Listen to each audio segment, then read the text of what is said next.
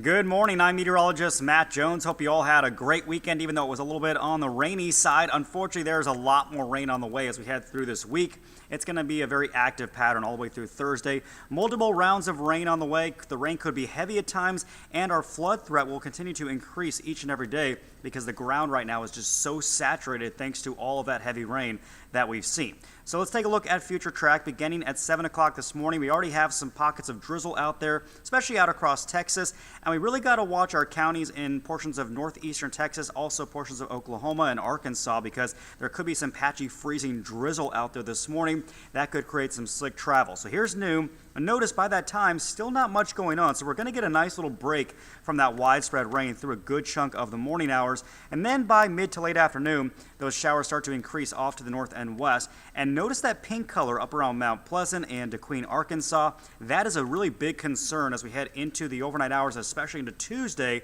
Notice by Tuesday, 7 a.m., still seeing the widespread light to moderate showers across the area, but this is really going to increase as we head towards noon. Notice more heavy rain. It becomes a lot more widespread, and you see more pink showing up there, especially up around I-30, Texarkana, traveling through portions of Arkansas, also portions of Texas. That pink color gradually working its way south, and what the pink means on future track is that we could see some freezing rain, and that could cause some really big travel impacts in those northern and northwestern areas. So we're really going to have to watch that carefully. Speaking of that, we do have the potential for freezing rain all the way through Tuesday, Wednesday, even into early Thursday morning. So we could see some fairly impressive freezing rain amounts, maybe up to a quarter of an inch of ice up around Broken Bow and Mount Pleasant to DeQueen, Arkansas. If we do see that, that's going to cause some big issues, and because of that, the National Weather Service has now issued a winter storm warning for McCurtain County, Oklahoma, also some of those counties up in northeastern Texas. And then you see that winter weather advisory in the light blue. That extends through northeastern Texas and much of southern Arkansas, and this is going to stay in effect at least through 6 a.m. on Wednesday. Closer to Shreveport, it's not going to be a wintry weather scenario, but it's going to be just kind of a chilly day. A lot colder than it was yesterday. Yesterday we made it into the upper 60s and low 70s, but the cold front has now pushed through. So look at these highs today. It's going to be a much colder day. Just 49 in Shreveport, 45 Texarkana.